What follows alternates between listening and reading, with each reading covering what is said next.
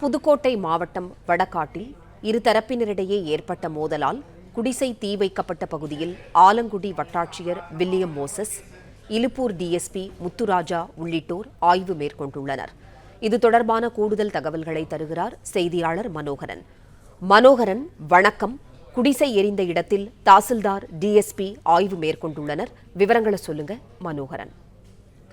வணக்கம். புதுக்கோட்டை மாவட்டம் ஆலங்குடி அருகே உள்ள வடகாட்டில் நேற்று இரவு இரு தரப்பினருக்கு இடையே ஏற்பட்ட மோதல் காரணமாக பலருக்கு காயம் ஏற்பட்டது. குடிசை வீடுகள் தீ வைக்கப்பட்டன.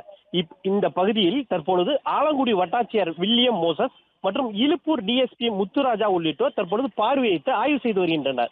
நேற்று இரவு இரு தரப்பினருக்கும் இடையே ஏற்பட்ட மோதலில் அப்பகுதியில் உள்ள ஒரு குடிசை வீடு இருசக்கர வாகனங்கள் தீயிட்டு கொளுத்தப்பட்ட நிலையில் 6க்கும் மேற்பட்ட வீடுகளில் கல்வீசி தாக்குதலும் 2 கார்கள் உடைந்து சேதமாக்கப்பட்ட நிலையில் அப்பகுதி பொதுமக்களை சந்தித்து அங்கு நடந்தவற்றை பொதுமக்களிடம் இருவரும் விசாரணை நடத்தி வருகின்றனர். நன்றி மனோகரன், தகவல்களுக்கு நன்றி. பிளே ஸ்டோர் மற்றும் ஆப் ஸ்டோரில் இருந்து பாலிமர் செயலியை QR கோடு மூலம் பதிவிறக்கம் செய்யுங்கள். செய்திகளை உடனுக்குடன் பெறுங்கள்.